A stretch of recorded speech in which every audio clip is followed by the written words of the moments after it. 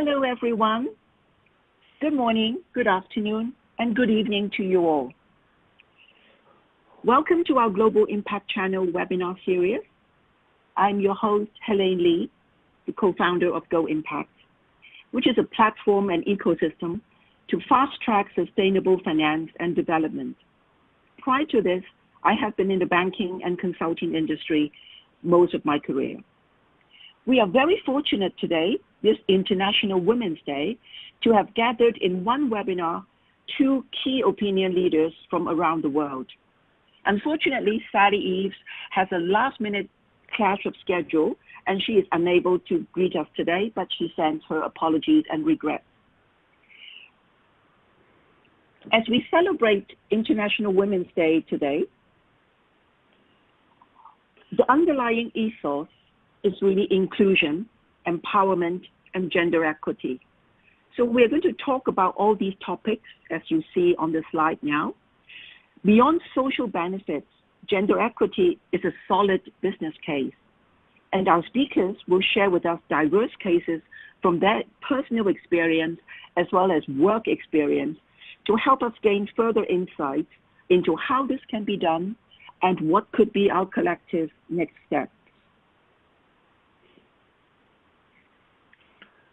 Each of our speakers are key influencers and giants in their own right. Let me invite them to give a short introduction of who they are and why they are here. Let's start with the gentleman in the group, Antonio Santos. Hello, everyone. My name is Antonio. I usually work between Ireland and Portugal, where I work in different projects related with technology, transformation, and I also do a lot of volunteering within public sector to try to bring inclusion and make the world more accessible for people from all ages and people from different disabilities. So I'm looking for today's conversation and to the questions that might come up from all this. Great. And Deborah Rue. Thank you so much, Helene, and thank you, Antonio. My name is Deborah Rue, and I'm joining from the United States. I have a company called Rue Global Communications, and we work on social issues all over the world and really focus on helping corporations and other organizations meaningfully include everyone, with a special emphasis of including people with disabilities and making sure that the gender conversations and all of the diversity conversations that we're having are really diverse. We're including all women, including women with disabilities in the conversation. So I also am the mother of a daughter and a son, both adults now, and my daughter was born with Down syndrome. And my son, I have taught him hopefully to always really respect women. So happy International Women's Day. Thank you, Helene. Thank you, Deborah. We are very honored to have very diverse speakers here today. Antonio is really a data scientist by training, works for Atos Group, and Deborah has been working with a lot of multilateral organizations. We're very honored to have you both here.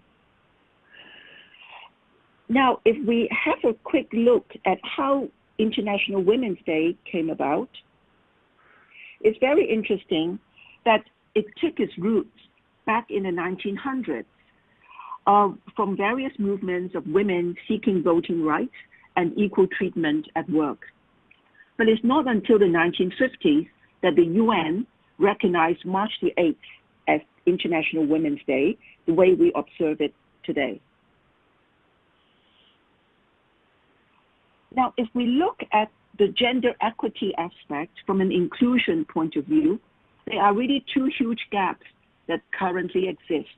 There's a gender pay gap, and there's also the funding gap. So in terms of the gender pay gap, women in similar roles do get paid less, as we can see from this infographic here, and that's true across industry sectors, except in the very senior top executive gender pay, where the gap narrows significantly.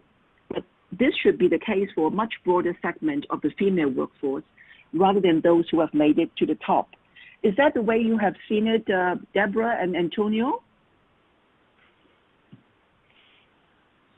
Yeah, yes. And it's actually one of the things that there's also a relation between poverty and pay gap, where women have to assume a lot of tasks in their daily activities at the same time that they need to carry along with work. So this is something that we notice almost everywhere we go. Yes, absolutely. Now, in terms of the funding gap, if we look at female founders getting funding, this is even more bizarre, because according to a survey that Boston Consulting Group, BCG, put out last year, female founders get less funding and deliver more revenue. We can see from the infographic here. So it's quite absurd if you look at it this way. They get less in funding and yet they deliver more. And at macro level, only 2.2% of all the VC funding pool goes into startups with female founders. The implication here, I think, is quite clear. If we address gender equity, it adds to productivity and economic growth. Gender equity is not just a social problem, it's an economic problem that we are actually faced with. And what actually is at stake? There's actually a prize money of $6 trillion that could be added to the global GDP, according to the latest Pricewaterhouse report published this week. Sweden is the country that has the least differential between genders. And if the rest of us emulated that example, that is how the $6 trillion extra in GDP is being calculated. And gender equity is really not a women issue. It's a human issue. It's not about women getting more. It's not about ticking the box and say, I have a woman in the board, let's promote a woman regardless of her abilities. No, it's not about that. It's really about sustainable economic growth and unleashing that productivity and empowerment at scale. And on that, I think I would like to turn to Antonio, who, as a data scientist, as a father, what observations would you like to share with us today on this topic? Well, I can tell the story how I decided to educate my daughter in Portugal and not in Ireland. So in Portugal, kids, they go to mixed schools from a very early age. So they have girls and boys have the opportunity to build relationships from as soon as they are able to speak and engage. So while in Ireland most of schools still divide boys and girls to different classes, and they are separated from dialogue. So at the moment when my girl goes to school, she has the opportunity to engage in conversations, in teamwork with boys. They are able to play together.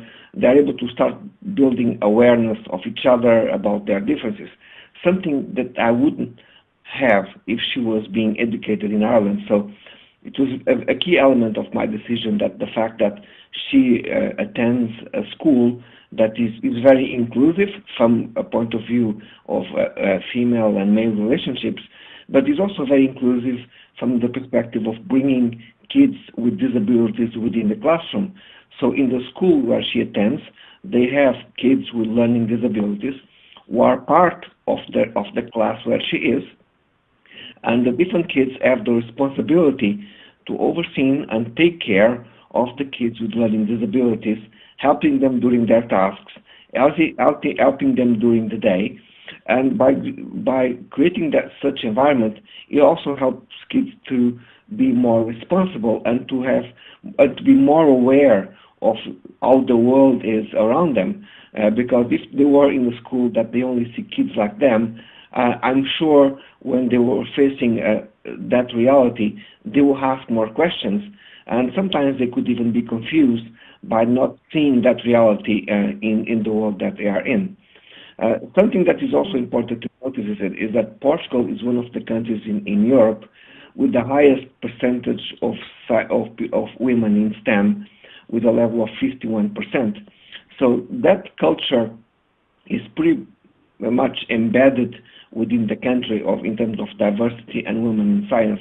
But to Elaine's previous point, this is something that is able to reach, let's say, the elites in terms of Portuguese women, but is not extended to the lower levels of society or to low-paid jobs where women are still paid less and still work more than men, because tasks between men and women at home are not equally divided between those. Yes, absolutely. I think that's a very interesting point. I was very amazed at the high percentage of women in STEM in Portugal, because it's really way ahead of other countries, that the data that we have seen. And I'm sure there's a correlation between that and the education and that whole inclusive environment, even from very early days, right, Antonio? Yeah, true, Elaine. And I think it's particularly important that that boys and girls can able to be in teams, talk about science, talking about society from a very early age. Being able to argue against each other, being part of a team, being able to discuss things together, I think is very important if we want to build a diverse society. Yes, absolutely. And after all, the 17 Sustainable Development Goals from the UN, the SDG number 5 is about gender equity, and that is very much embedded in the whole ethos of International Women's Day and what we are talking about here. Thank you for that lovely, lovely story. Now, turning to Deborah, I think women finding our voices, that is an extremely important aspect of being inclusive. What are some of the highlights you want to share with us, Deborah? Well, I think that I, like a lot of women, thought that we were further along than we really are. I believe, I know in the United States, a lot of women started waking up around 2016, realizing that we were not as far along as we thought. As a matter of fact, I remember speaking to a young woman in her early 20s, and she was saying, I have a lot of my friends, and they're saying they're feminists, but they're not really doing anything for the cause, and they're thinking the cause is over as far as women finding our equal rights. And I think nobody thinks that's true anymore. We look at how much women add to the workforce, but still women are left behind and we are not paid the same. And I think the opportunity that we have as women, which is already happening, we have all these really important women efforts being made all over the internet and social media, the Me Too's, the I'm With Her, all of those different things. The SDGs, as you have already mentioned, Helene, is very important. And once again, I really care about the community of people with disabilities being fully included. And of those 17 SDGs, 11 of them touch the community of people with disabilities because they're often disenfranchised. So women, I believe, are rising and moving and finding our way and protesting. But at the same time, I think we have the opportunity, women working with allies and men like Antonio and other men, working with our allies to be sure that we are having diverse conversations, that we're including all kinds of women in the conversations, because we're finding sometimes only certain segments of populations are included in these conversations. So I think the social movements, certainly they're bringing us together. We're talking about all this. We're celebrating International Women's Day today, but I think we have an opportunity as women to make sure we do a better job of including everyone. Yes, absolutely. I couldn't agree more, Deborah. And I think it's important, if I pick up what you and Antonio just said, all these hashtags that we have, women in STEM, he for she, we rise, they need to be a little bit more than just a propaganda, just a hashtag that can go trending on social media. So in order to drive the action from that, beyond just a hashtag, beyond just a theory that we're talking about, how do you see actually some of these diversity and women's movement coming along? We see in this words map a lot of things being embedded here. So I would really love to get a take from both of you on how do we actually move from the hashtags to some of the actions that we see across different sectors, whether it be with the multilaterals or with the corporate sector?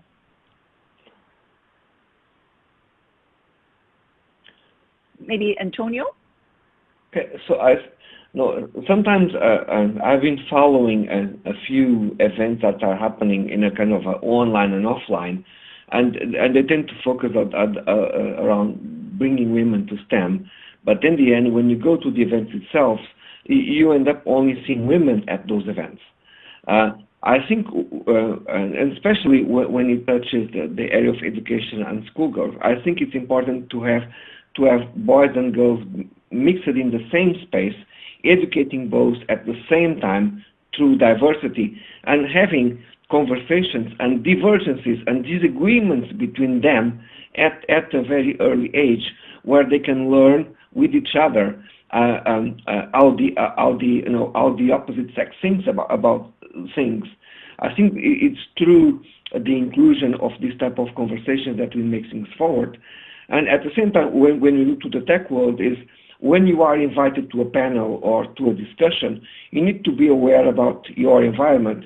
And if you are in a place that, I'm invited to speak at the panel, and there's only five men there speaking and no women, you need to say, well, there's something wrong here. Maybe I'm not the right person for this panel. Or you can ask the organizer, can we change something here? Because I don't think it makes sense anymore, or to have a full male panel talking about things that impact everyone. So can we have some diversity on the panel in order to enrich the discussion? I think we need to take action everywhere we go, every people we meet. This needs to be part of our own identity as people who evangelize for inclusion, not just as an hashtag or a tweet that might not change anything.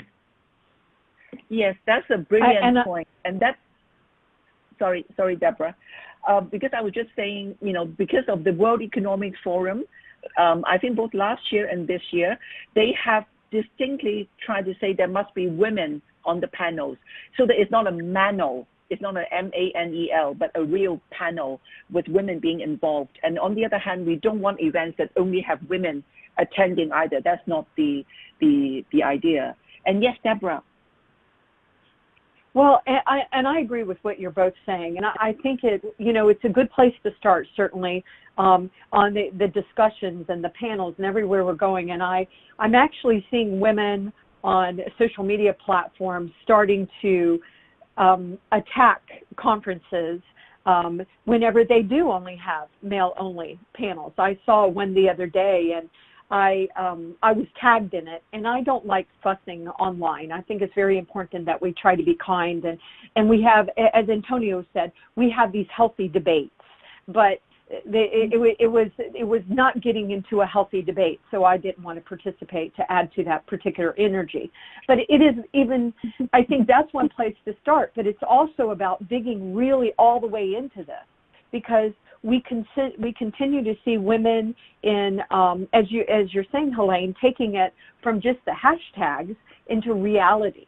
So seeing women not being equally included in the workforce, and not being retained, and not being promoted, and not being listened to. And I remember at times, I'm older than, I'm now 60 this year, so I'm trying to own my age.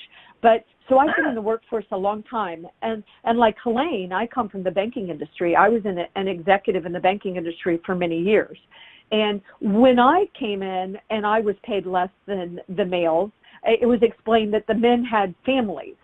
Well, by the way, we all have families, and as Helene said, a lot of times the woman has to take care of the family and the home and the workplace, and certainly that's changing. My husband was always good about participating in that, but I do believe it's really important to once again take this and look at it in every single aspect. Make sure, as Antonio is saying, we're not just having women conferences with all women, or having only men up talking about the really important things. And I want to tell you a quick little story. I talk about this on my programs in my book, but just a small little story about this.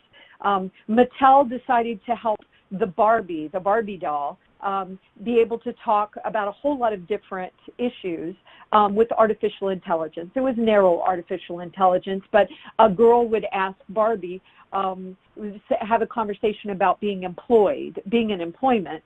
And a little girl would say, well, I want to be a computer scientist. And then Barbie had been programmed that she responded saying, well, have you thought about a career in fashion? Well, needless to say, the women got really aggravated about that, and it turned out that the team that had programmed this Barbie was a team of males. So if they had just added even one female, maybe even a diverse female, a female with disabilities to that team, they would have had very different results and not gotten embarrassed. Back over to you, Helene. Oh, that is a wonderful story, actually, Deborah. And it reminded me of a little story that I heard just yesterday from Japan. This stereotyping of women's roles and men's roles. I think in a way we need to do away with some of that cognitive bias. You know, it's really an inherent bias because in Japan, women really traditionally have to look after everything, you know, domestically and so on. And there was, you know, this really senior executive in one of the big family foundations in Japan. And she was a little bit late that morning in attending her meeting. So she was texting her boss saying, oh, I need to run a few minutes late. And then, you know, she was probably stuck in the traffic. And then when she walked in, the group of men who were having the meeting with her said, it must be that your daughter is not feeling well, or, you know, there was something domestic that, so she didn't really feel quite right, because people just normally assume that when women showed up a little bit late, it's really because of the inability or some domestic crisis to combine with the work and so on. But that's a fantastic story. I think the bias side is really something we need to address and look into. And more importantly, I think inclusion has to start from the top. So what have we observed at board level that is happening? Deborah and Antonio, insight on that?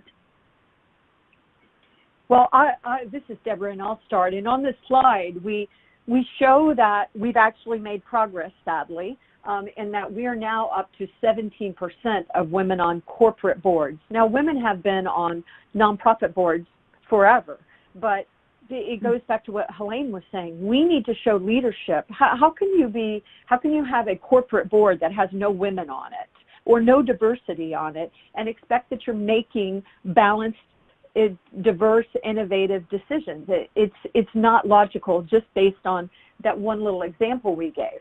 And there's the, 2020 Women on Boards has a goal in the United States of 20% by 2020, but even 20%, it should be 50%. And I know we have to start somewhere, but I loved this. I've seen this before, but where there are more men named John that run big companies than all of the women that are part of it. So there's just so much gender disparity in all of these things, including the gender pay gap that Helene was mentioning earlier. But I challenge any large corporation, certainly any C-suite leaders that are out there, to don't wait for this to be legislated, because it's going to all get legislated. Don't do that. Everybody's watching. You want to be the leader, the employer of choice, the corporation that we admire. You want to prove to us you care about the SDGs and more than just profit. We want you to be profitable, but you have to be purposeful. You have to care about your people. You have to care about our planet. And so I think the opportunity is for more male CEOs to really step up and say, I'm not going to wait for this. I'm going to go ahead and do this now because I appreciate the women that work in my company or on my boards. I think there's an opportunity for men to really stand up and lead on this. Antonio, I'll turn it to you, or Helene. Okay. No, we have a good women in executive positions. Our CEO for Germany, our global CTO. So it's important to have, it's important that boards can reflect society, but not only boards, but the rest of the executive team, because sometimes we look at boards, but they have a very specific task within the organization. Sometimes corporate power comes directly from from the positions just below the board. That's where a lot of decisions are being made. So that's also where we need to have more diversity in many different areas, culture, gender, ethnicity, to reflect the society and to actually to reflect the broad people that companies serve. So the board is important, but if you can have a very diverse board, but then if below that you don't change things, you end up in a kind of a trap. So it's important that to bring that to other areas of leadership as well. Yes, I agree absolutely with both what Deborah and Antonio were saying. And I was just noticing that, according to the Fortune 500 companies report, those in the highest quartile with women on the boards had a 42% greater return on sales. So I think that again is a proof point that it's really a business case here to drive gender equity. It's not just about societal benefits. It's really about elevating the return, the ROI. It has a direct correlation, having diversity and inclusion. I think it's very important that we actually focus on this, apart from just the social benefits side. And if we look at the gender pay gap, I think it's also very interesting what Antonio was just saying. The huge gap, except for the top executives, as I was showing earlier. And I wonder if we can, share a little bit more, in depth about this, both Deborah and Antonio. Sure, and I'll go first. I remember when seeing this slide. When we were creating this slide, this, to be honest, this is why corporations are not standing up to fix this, because women are losing $513 billion every single year due to these gender pay gaps. $513 billion are being put, of course, in the pockets of the corporations. So I sort of get it from the money, but at the same time, women are here to stay. We're not going away. And it's discouraging as a woman that has been in the workforce for over 40 years. It's very, very discouraging to see that these issues still are here. And so I think that, once again, I remember going to with 75 other women. I was invited to a conference to speak about women's issues about 15 years ago in China. We were having these same conversations. And I'm seeing that, we just all met in China. Women came from all over the world, and we met in China and had a wonderful conference. But we continue to see that women are not being invested in, and all the different things that we've already talked about. So, and also talking about diversity, which we've talked about already. But this is a problem not just for the women, but it then becomes, if you have a darker color skin, or it continues to drop how much. Caucasian women like myself, we're making 77 cents to a man's dollar in the United States. But if you're a woman of color, it just keeps dropping. And we don't show women with disabilities up here, but the numbers they're terrible. 56 cents on a dollar is pretty bad, but it gets to 20 cents and even worse. So I think, once again, we have an opportunity to change this, to make sure that, there are more people, when some of the things we've said on the panels, that we're having diverse people on there. And we're looking at this from the true lens of diversity. And also, we know that the more diverse a team is, the more innovative and creative it is. We have so many studies to prove that, because people bring different things to the team. And when we think differently, we bring different opportunities into the conversation. So let me stop and turn the microphone turn it over to Antonio to comment. No, I think international organizations who are running diversity programs have a huge opportunity here. So sometimes what we see happening is that a diversity initiative starts from in the country where the main office is. It starts there. But I think there's a huge opportunity to start in other countries besides where you have the administrative head office. instead of focusing, in Seattle or in Washington or in Brussels or in other countries. It's important to make sure that when you are running a diversity program, you are able to reach, South Africa, you are able to reach Argentina, other continents where the gender pay gap is affecting women. So it's important to take off the diversity programs outside the areas where somehow things are moving faster. And you need to embrace complexity and put the effort to make sure that if your organization has a program focused on diversity, that you are able to scale that program and actually focus where that pay gap is higher, not in the places where it's easy to implement a diversity program. Yes, I fully agree. It sort of reminds you of, when you are working in a large multinational corporation, you can set up like centers of excellence where the gender pay gap is actually narrower and use some of those as examples for other areas that are doing far worse, that are lagging behind on this. And if we, hear the statistics from Deborah, it almost feels like we need a Women's Week, not just a Women's Day, in order to get all that done. So it's quite alarming, really, a lot of these gender pay statistics. Now, if we turn to look at ROI and shareholder value, after all, we're talking about the business case for this. Deborah, can you share a little bit of insights in this area, the whole thing around CSR, corporate engagement, and ROI? Yes, and once again, I've been thinking about this a lot because I started our firm focused mainly on disability inclusion, working with multinational corporations. We're engaged with the UN and organizations, and then we started broadening the topic only because you can't just talk about one diverse group. You really have to talk about how this impacts all of us. I have a book I wrote called Inclusion Branding where I really explore this topic. And what we were finding is often when a corporation is looking at including a diverse group, they're looking at it from a charity perspective. They're not looking at it from a shareholder value or a return on investment. And more, especially the younger people, are saying, we expect our corporations to be concerned about our world, concerned about, once again, the 4 Ps, the profit, the purpose, the people, the planet, or even better, the sustainable development goals that impact all of us.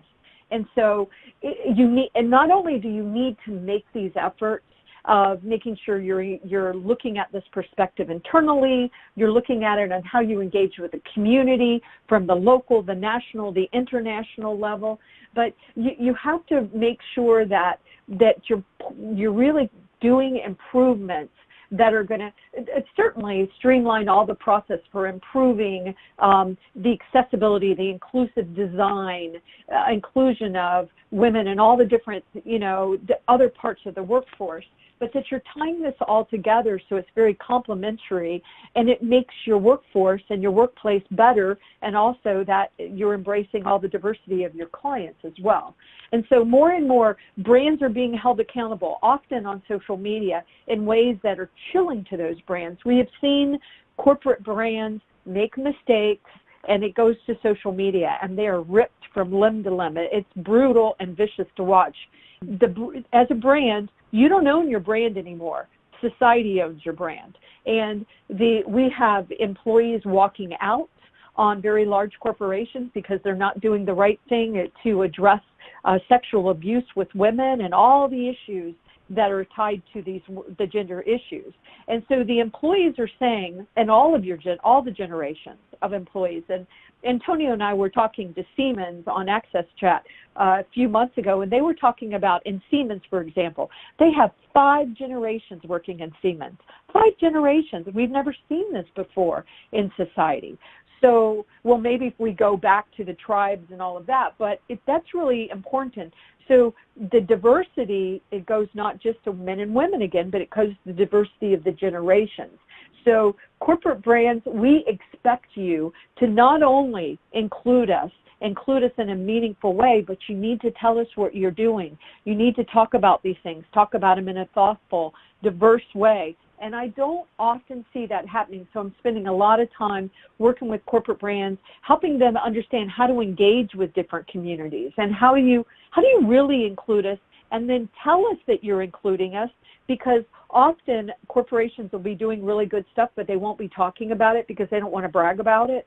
And then we don't even know, so you don't get the benefit of the society embracing what you're doing because you're not talking about it. Yes, I'll turn absolutely. it over to... Yeah, thank you. Absolutely. Because I think part of it is that with social media, it really democratized the whole access of information. So if a brand or if a corporation doesn't do well, or if there are sexual harassment cases or Me Too cases, then it really hits out there, as you described, Deborah, brutally. So I think that is also hopefully one of the drivers behind moving this agenda forward. And on that, perhaps Antonio, you would like to add some insights from where you're looking at. Well, I see. Back to Deborah's words. I think we should. No, we need in some. I think we need to move away this conversation from being. For some time has been somehow associated with corporate social responsibility, but we need to move away from that. It sounds like let's say a comfortable place to be, but conversations around diversity, equality, and empowerment and opportunities to women at work, they need to be a responsibility from human resources and from top leadership, and not just a nice thing to have really formatted in that corner of CSR. So we need to make sure that this is up at a higher level in order to make sure that it reaches the impact that we all want to happen. Yes, I agree. Because very often CSR is just being viewed as ticking the box. And very frequently, just by an attitude of ticking the box is not going to move the needle at all. And we are talking here, there's a lot at stake and a lot to be gained if we advance the agenda of gender equity.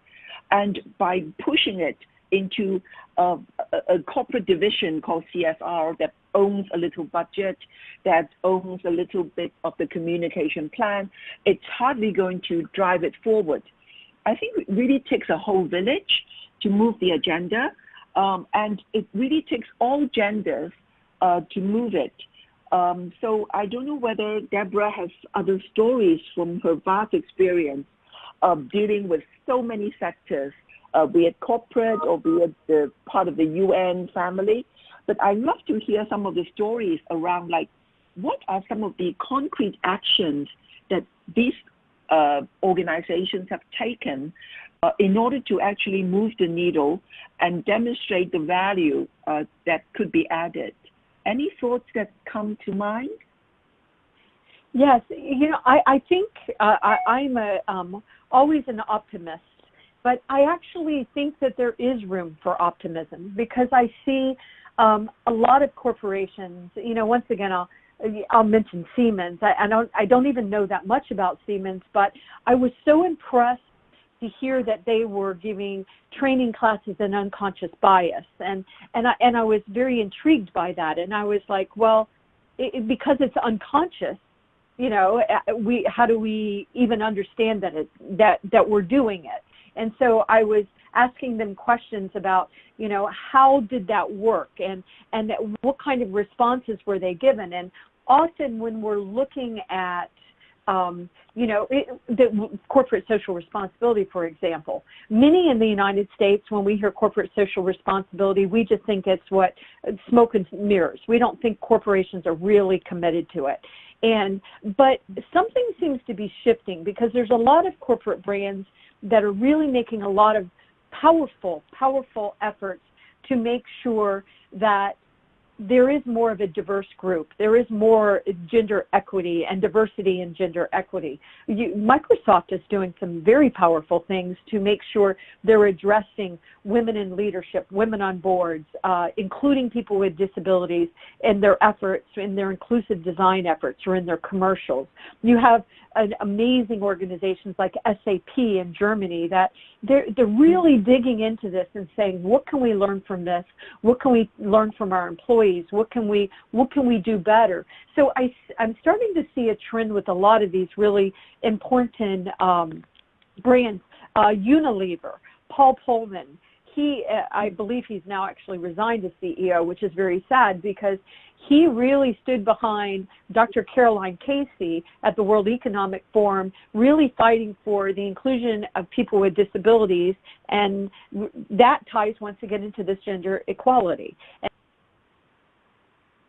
Yes, absolutely. And I think the main names that you just mentioned, Deborah, it really rings a bell. Some of these big tech companies like Microsoft, like SAP, they are really at the forefront of driving a sustainable agenda, whether it be sustainable finance, the next chapter of how finance industry can actually interact throughout different stakeholders in the society, or alleviating some of the bias, the inherent bias that actually is lethal in terms of, being roadblocks, preventing gender equity from happening.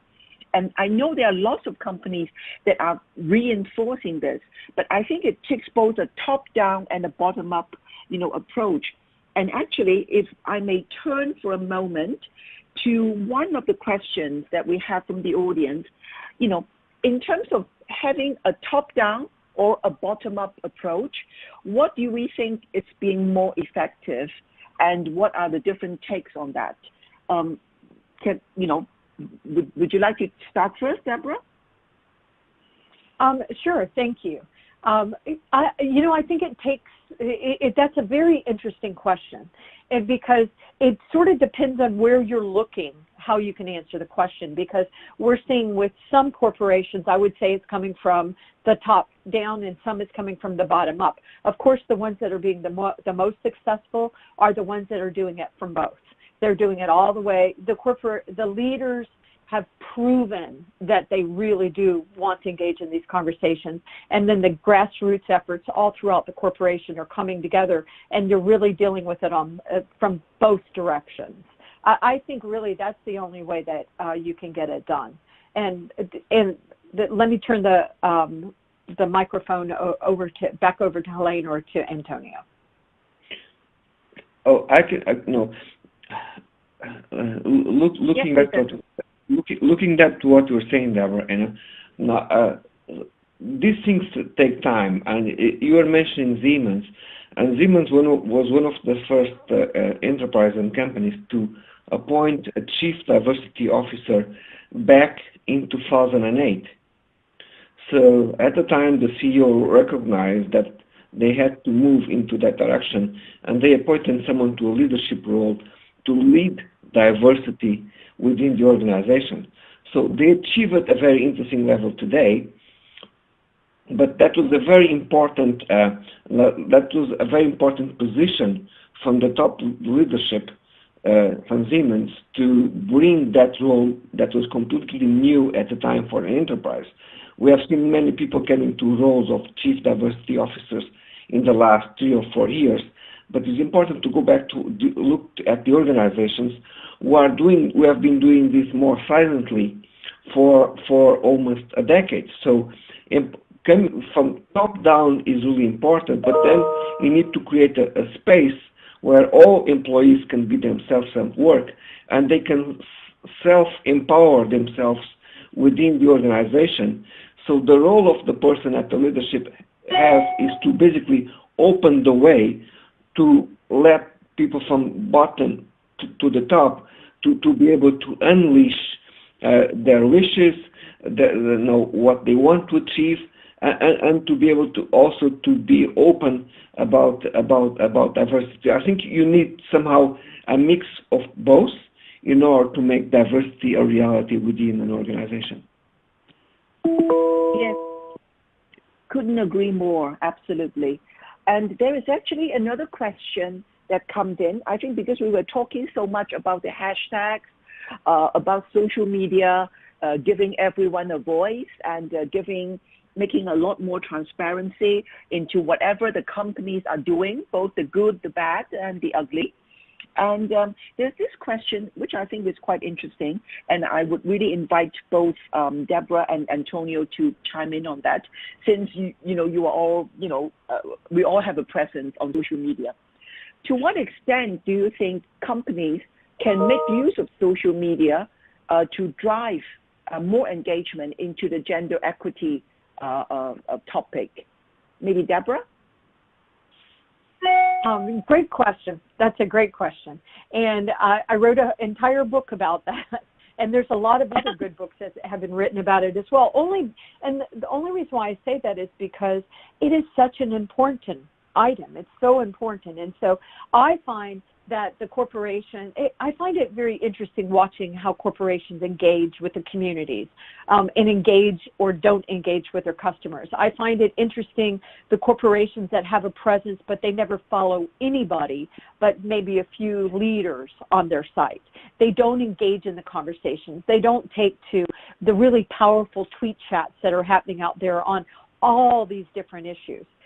So looking at it from the opposite way, it's interesting to watch the corporations that do get on social media and engage with sometimes these very tough conversations, not going out there trying to defend their position, especially if it is perceived that they did something wrong, because anyway, I won't get into it's something that's boiling hot, because at some point I had one of my customers that was attacked about something that they didn't do, and it was vicious how they were being attacked, and they put out a statement saying, no, we did not do that, but it was just too red hot. So they told me about it, and I said, do you want me to weigh in? And they said, no, we're just going to let it sit for, a few days, and then we're going to come back when people aren't as mad. And so it's very interesting, because a lot of corporations are afraid of social media, and I understand that, but you still have to feel the fear and do it anyway, as they say. You have to step in, you have to join the conversations in meaningful ways. Work with market influencers, but be careful with your market influencers. Make sure they are who they say they are. There's a lot of ways to game social media right now. Make sure you're doing your homework to understand who you're dealing with, to make sure that they're good for your brand and that they're good for the topic as well. And I'll stop talking there. Yeah. Antonio? No, I think, first of all, social media can be a very interesting resource for research. So it's important that you practice active listening, and you are able to use it to listen to the different communities, to use that as a resource for learning and development. At the same time, and saying that, using that as a resource for research and to find interesting conversations and interesting individuals, is also important that when you are using social media from a perspective of organization, you don't hide your executive team behind your brand logo. So it's important that you are able to find ways where you are able to train, coach them, empower them how they use social media from a personal perspective. So I met Deborah because Deborah is in the United States. She's not far from Richmond.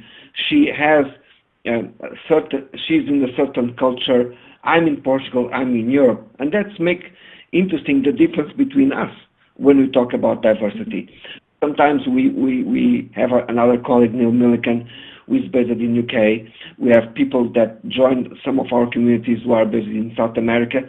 The differences between executives working for a company, the fact that they are from different areas and different regions, that's something that should relate with the way how they behave online, the way how they communicate.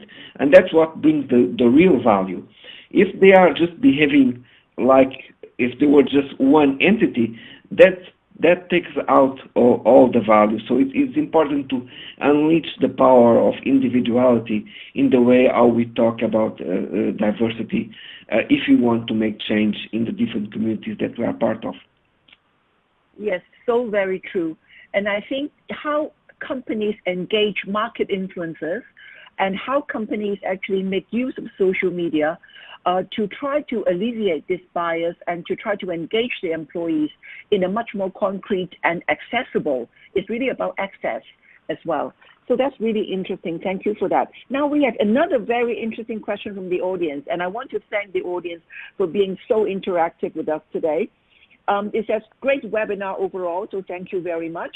The Siemens is the first example of a Chief Diversity Officer, a CDO. Now, how common is that in our experience today? How any of the big brands have this role appointed today, and is there a clear correlation or evidence between that CDO role and more inclusion and equity?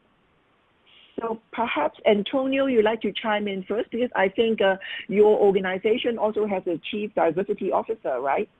Yes, we do have a Chief Diversity Officer, Denise Lamoureux. She's based in North America.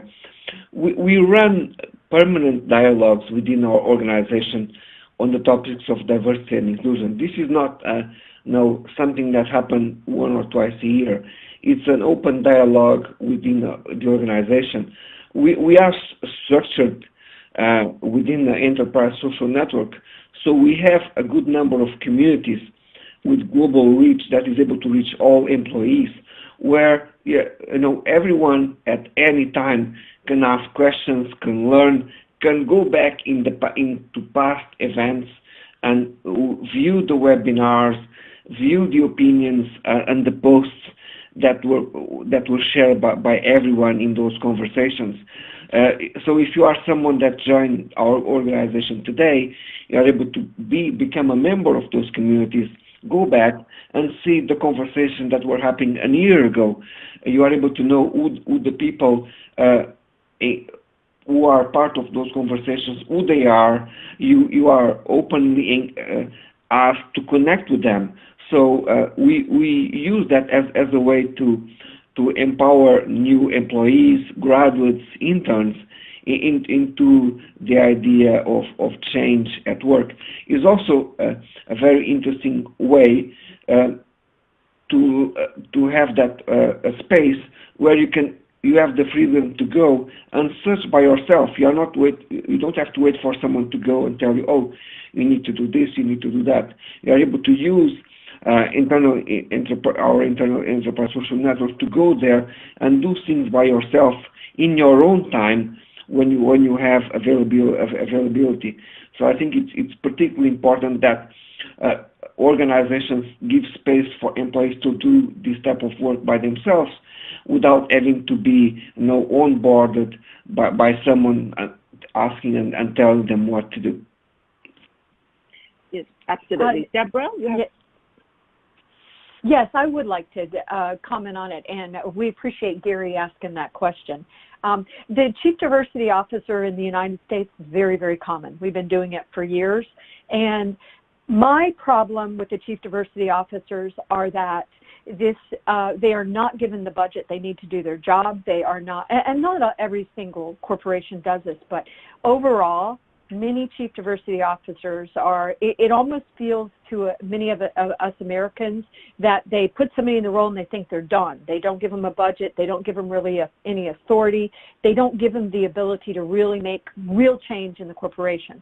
So maybe it's not that position isn't as common in other countries, but we have found in the United States often this particular and other C levels like that, they're so watered down that they can't be effective. And the people that are in these roles really, really care about making a difference. And so they do amazing things with no resources. So I would challenge corporations to do better about creating these roles, but actually giving these senior people the resources they need, the teams they need to really, really make it more effective. I like the examples that Antonio was giving about Atos and Siemens.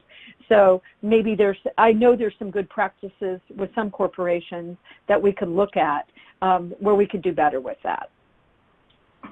Yes, absolutely. And I think we are just coming down to about 5 minutes left in our webinar.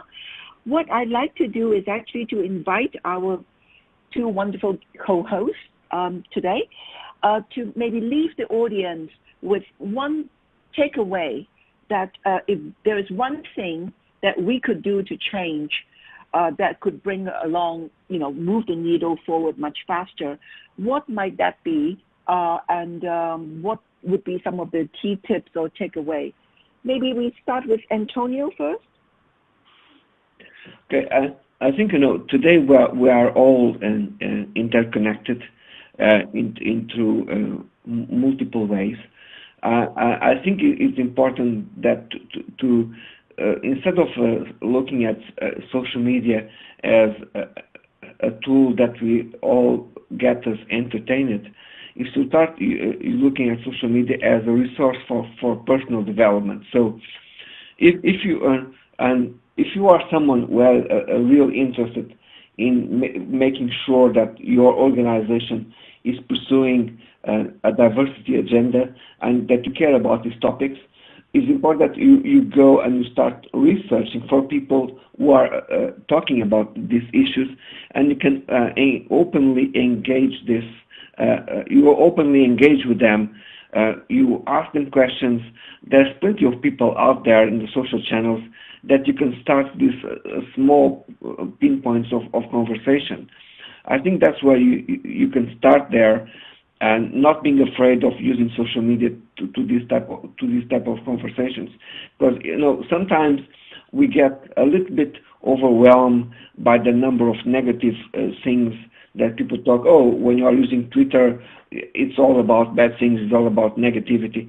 It's actually not true. There's a lot of good conversations happening in social, so you cannot let this bias sometimes that came in some posts and we see all around us to influence the way how we see the world. So it's important to look at social media from a positive perspective and try to connect with people that can teach us something. Deborah? I think that now at a time when everything is being blown up, especially here in the U.S., we're just destroying everything. I think we have the opportunity to do things better. As we change the leadership, we reduce the gender equality and the pay gap and all those things. We have a chance to include everybody and for the world to work better for everyone by us all coming together, really focusing on the SDGs and really focusing on impact and making a difference. Thanks, Helene. Thank you, Deborah. Thank you, Antonio. And I think actually at heart, inclusion is really about respecting our differences while nurturing our common ground. So perhaps that could be one of the thoughts we could leave with our audience here, who has been really super interactive with us today and asked so many great questions. On the slide here, you are able to see all our Twitter handles if you want to engage with us on Twitter and some of our social pages. So, please, we would love to hear from you. I know both Deborah and Antonio and myself love to hear from you. And there's a lot that we can work together on this and learn from each other. And, we are very fortunate to have you both to co-host this session with us on International Women's Day, such a timely topic, and with, both of you sharing such diverse experience. Thank you so much, both of you. Thank you. Thank you, everyone. Thank you. Thank you so much. Yeah. Thank you so much, and goodbye. Goodbye. Bye.